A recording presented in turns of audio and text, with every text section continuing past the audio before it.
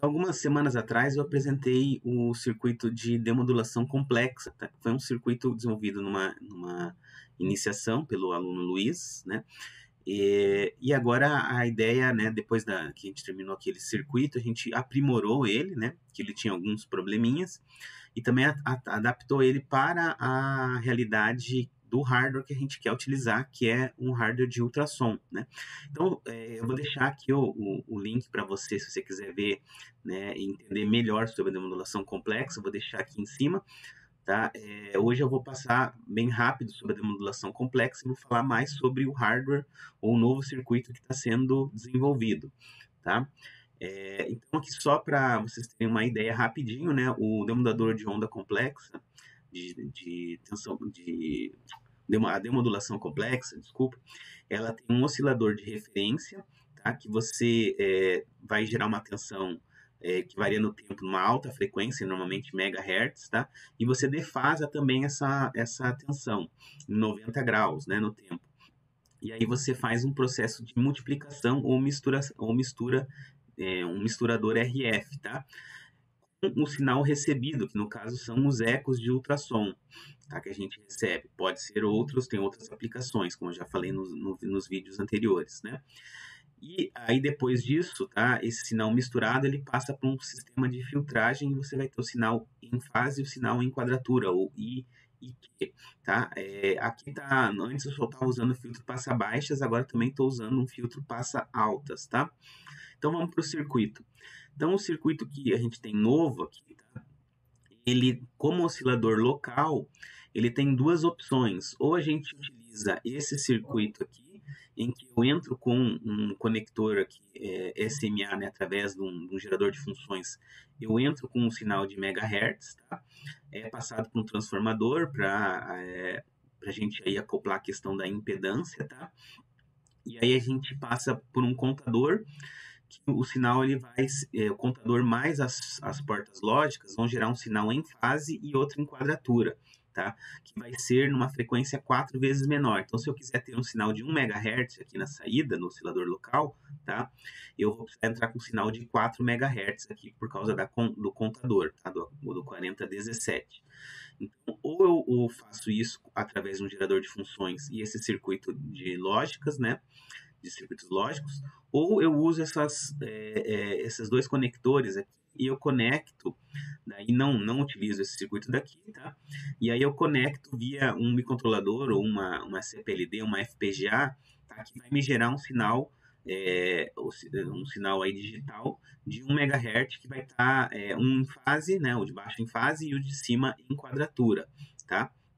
Tanto você utilizando um ou outro como oscilador local, você vai precisar passar por um buffer aqui, tá? Um driver, melhor dizendo, tá? Que esse driver, o que ele vai fazer? Eu vou converter aqui para eu ter uma impedância controlada, tá? Porque a gente precisa ter uma impedância aí controlada para questões de reflexão, né? Da parte de onda estacionária, tá? Então, nesse driver aqui, eu alimento ele com 5 volts na entrada e esse aqui ele tem 5 volts, uma tensão de 5 volts diferente na saída, tá? Então, eu tenho referências diferentes, tá? Eu optei para separar aqui a parte digital da parte analógica, tá? Assim, ter menos ruído. E daí, nesse driver, como ele é um driver que a saída dele é muito baixinha, a resistência de saída dele, em torno de 3 ohms, tá? E eu quero ter uma impedância controlada de saída de 50 ohms, eu coloquei um resistor de 47 ohms aqui, que daí a impedância de saída dele, tá? Mais a resistência desse resistor vai me dar os 50 ohms, que é a minha impedância controlada, tá? E aí, para eu aplicar isso aqui no nosso misturador de RF, tá? Que é esse circuito aqui, tá? Que é o ADE, eu já falei mais sobre ele antes, tá? Esse é o ADE aqui, que é a gente chama aí de um circuito com transformadores e diodos em anéis, né? Em anel, né? Que você faz a multiplicação em frequência ou misturador de RF, tá? Então, para aplicar nele, eu tenho uma potência máxima que eu posso aplicar nele. Então, eu tenho que reduzir aqui essa tensão de 5 volts para uma tensão em torno de 1 volt aqui. Então, eu uso esse circuito aqui que a gente chama de LPAD o atenuador, né? LPAD Attenuator, tá? Que eu vou deixar um link aí na descrição, quem quiser saber tem as fórmulas e tem um tutorial aí numa página de uma revista de eletrônica bem fácil de entender, tá? Então ele é um atenuador, é um divisor de tensão, mas ele é um divisor que foi calculado aí para ter uma impedância de 50 ohms, para acoplar com uma impedância de 50 ohms, tá? Então eu tenho aqui o circuito para a quadratura, também tem o circuito repetido aqui do driver mais o atenuador. E daí desse atenuador, tá, eu saio com o sinal do oscilador local em fase e em quadratura que entra no misturador de RF, que é o ADE 6+, tá, da Mini Circuits. Esse ADE ele vai misturar esse sinal, que é um sinal quadrado, tá, com esse sinal aqui, que é o sinal do ultrassom, tá? Que é um sinal dos ecos de ultrassom, que é acoplado por um capacitor de 100 nano aqui. Então, o que vai acontecer? Vai fazer a multiplicação. Isso aqui você vai ter frequências aí que vai ser maior que a frequência do oscilador local, tá?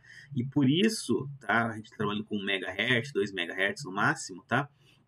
Por isso que a gente vai estar tendo que trabalhar com impedância controlada, porque eu posso ter frequências harmônicas aí que vão chegar a 20, 30 MHz, tá? E essas frequências, se eu não tiver uma impedância controlada, tá? Se eu não pensar numa linha de transmissão, o que vai acontecer é que vai retornar essas frequências pro ADE e aí gera uma série de ruídos, tá? Que não são interessantes para a gente, tá? Depois do ADE, o sinal de saída do ADE, ele passa por um circuito que a gente chama de diplexer, tá? Que é um circuito que basicamente é um filtro passa altas e um filtro passa baixas, tá? E ele é calculado de uma maneira um pouquinho diferente de um filtro passa altas e passa baixa que a gente está acostumado. Porque o diplexer ele tem o seguinte, aqui a capacitância, esse indutor aqui, né? Eles são calculados para ter 50 ohms de impedância na frequência de corte que a gente quer aqui do filtro, tá? E ele tem também uma resistência aqui de 50 ohms, que é uma resistência dummy. Então, na verdade, a tensão, ou melhor, as frequências altas que eu vou querer eliminar aqui do meu circuito, elas vão ficar todas nessa carga dummy aqui que a gente chama, tá? De 51 ohms. Depois eu posso colocar aqui o diplexer para vocês, a fonte da onde eu usei para projetar, né?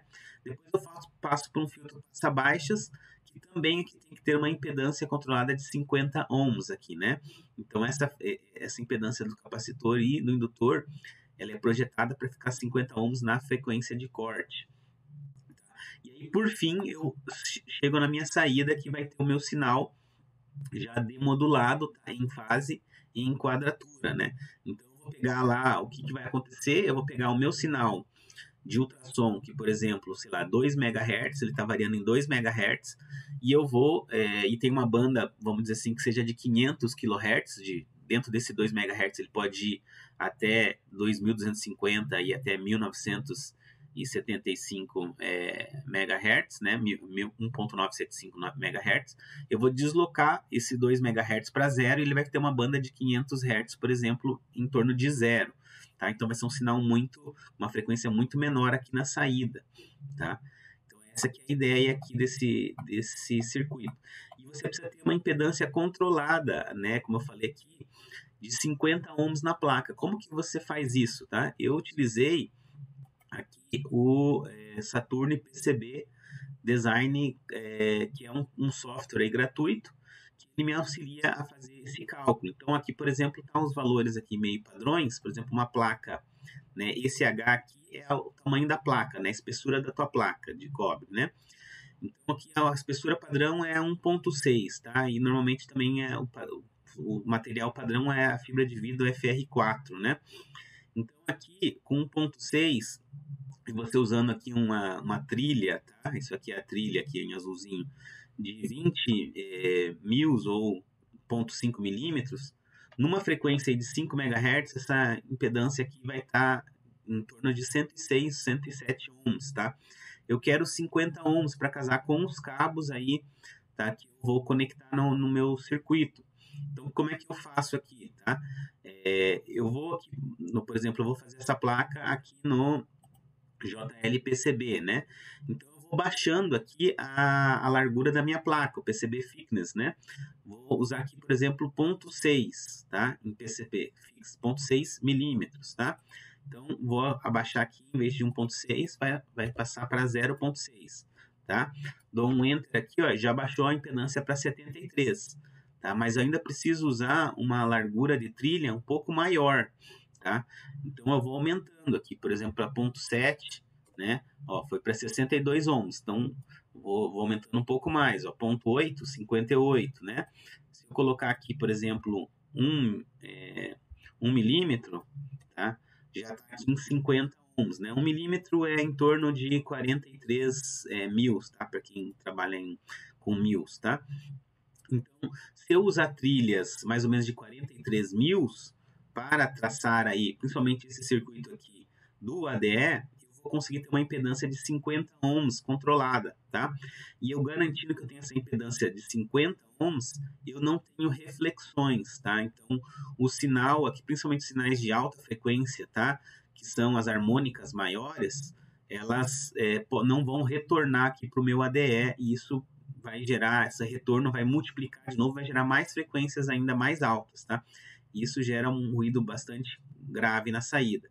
Então, aqui tem o resultado aqui da placa, tá? Que foi projetada aí para esse circuito, né? Então, aqui a gente tem o sinal que eu entro com o gerador de funções, né? Aí o transformadorzinho e aqui os circuitos lógicos do contador, né? Ou então, eu não uso esse circuito todo e entro aqui direto com sinais, por exemplo, de uma FPGA, um sinal, né, de alta frequência aqui e outro sinal em quadratura, tá? Tanto faz. Aqui são os circuitos dos drivers, veja que tem uma isolação, né, entre o circuito do driver, então aqui é tudo 5 volts digital e aqui é os 5 volts analógico, né? Então tem os circuitos dos drivers, né? E depois tem o circuito aqui, são o 2 e o 6 é o ADE, né? Que é o misturador de RF. E aí aqui são os filtros passa alta e passa baixa. E aqui são as saídas de quadratura, né? Veja que aqui, né? Se eu editar a trilha aqui, tá? Deixa eu mostrar aqui, né? Ela vai ter aqui 43 mil de espessura, tá? Que é a espessura que me dá 50 ohms de impedância, tá? Para essa placa. Okay? Então, todo aqui tá nessa espessura aí de 50 mils, né? E outra coisa importante é que você tenha sempre essas trilhas, elas precisam ter um plano, tá, de GND embaixo, tá? Então, todas elas correm embaixo de um plano de GND, tá? Isso é importante. Então, não adianta você fazer as trilhas na largura correta, né, como você calculou aqui no PCB, e não ter um plano onde elas estão correndo, tá? Que o plano em conjunto com a trilha na largura que você projetou, é que vai dar a impedância de 50 ohms. Ok? Então, tá aí o desenvolvimento dessa placa, daí a gente vai mandar fabricar, né, ela, e depois a gente vai fazer os testes para ver se ela vai funcionar realmente do que a gente, dentro das especificações que a gente imaginou, tá? E aí, quando a gente tiver essa placa aí montada e testada, a gente mostra de novo aí o resultado, vamos ver se vai funcionar dentro do que a gente projetou.